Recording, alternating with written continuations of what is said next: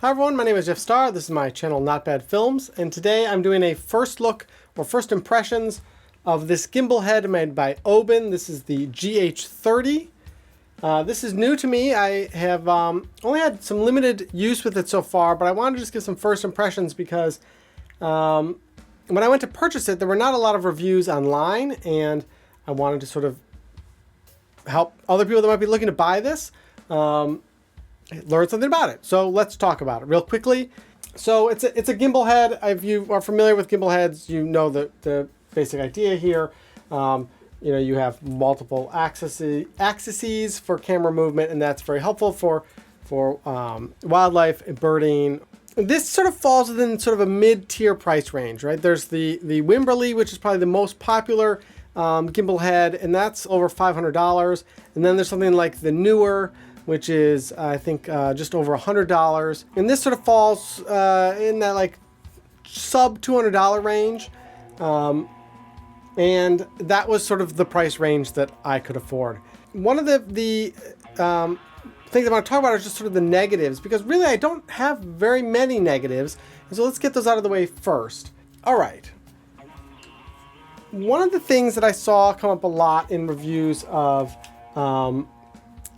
lower priced gimbal heads was that when threaded onto a tripod mount, there was a lot of side to side wobble.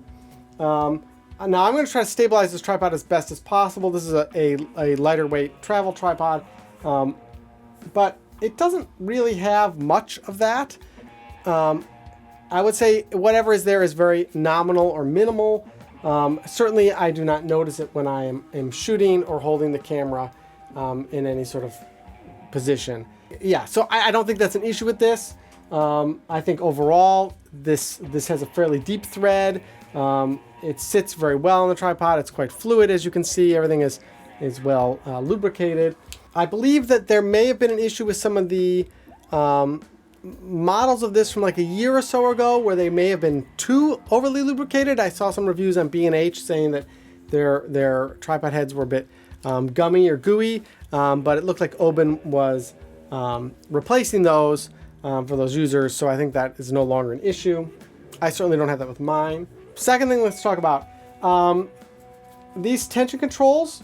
They work really great. This is a little bit more, a couple turns to sort of unlock. This one is very quick release, so if you're locked down pretty tight and you just quick snap it, it's out to move. Now, on a lens like the Sigma 150-600, and if you want to know more about this, there's a review on my channel. Click the link. This lens retracts and extends. So if I bring this in, of course that changes where the weight is on this setup. You could compensate that in the short term by just adding a little extra tension here, and I can still move, but it's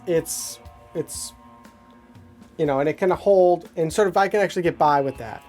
My only sort of complaint with this is that it's such a quick release that going from fully locked to fully loose is like a hair turn.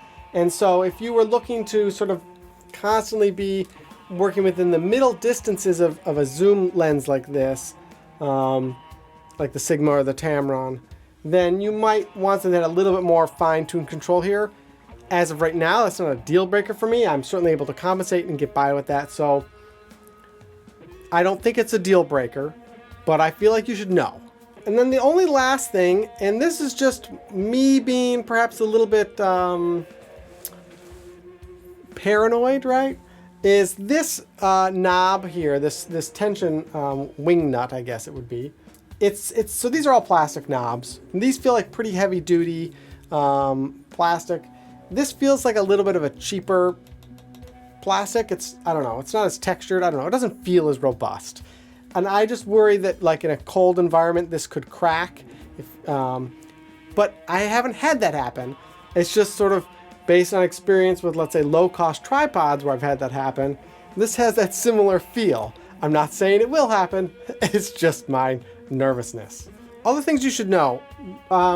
So this is a fairly long lens. This is an old digital Rebel body that's like 15 years old. My main camera is filming. I just stuck this on for the meantime so you can get a sense of a body.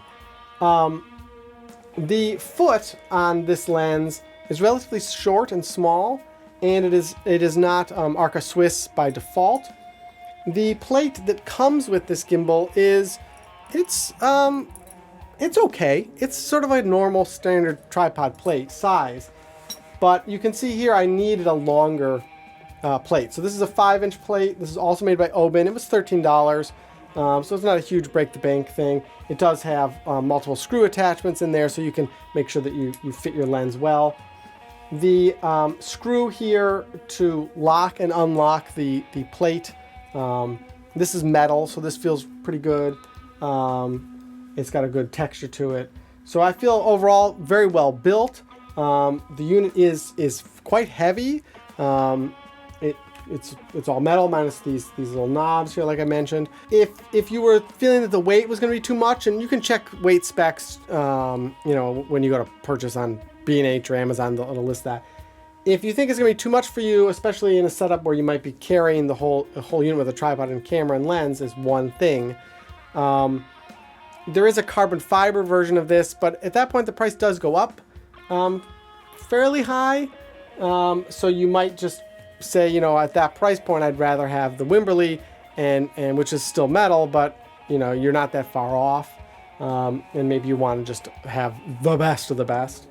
But to be honest, this is pretty good. I haven't had tons of time shooting with it. It's been raining, but I hope to get out with this a lot more, and I will do a follow-up video certainly if this disappoints. Or after some time, usually 6 months to a year, I usually like to do maybe a follow-up just to give you a little bit more info. But if you have questions in the meantime, leave them below and I'll be happy to answer those and let you know like what my experience has been like. That also helps to let me know what I should talk about in a follow-up review, what type of stuff you want to know, how did it hold up, you know, etc., etc. There is some gradiated markings, by the way, on this pan down here, so if you were, you know, trying to do a stitch or something of a panoramic image, you could have a sense of how far you were turning between each image. But yeah, overall, I mean, I like it. It feels really good. It feels fluid and smooth. It feels responsive. Like any gimbal head, the main thing is sort of getting the balance right. Like, so I did this kind of quickly, and it holds sort of up fairly well, but down it'll drop now. And I can dial this in better. You just have different where your plate sits and how up and down it sits. But that's also where that sort of having a little extra tension control can sort of help to get things to stay where you want them to be. And, you know, as you can see right now, this hasn't been a problem, but I would wonder if this sort of quickness of how easily that releases, whether it's a hot day or it's a very cold day, that tolerance will sort of shift as the unit breathes a bit. So, I don't know. That's one of the things I'm going to be very curious to see as I use it over the next several months. I'll have links below if you're interested in buying this, and those are Amazon affiliate links. So clicking those doesn't cost you anything more, but it does help me pay for making videos and storing, buying hard drives and stuff like that. All right. Thank you so much. Bye. I have a Patreon too. I should mention that. Okay.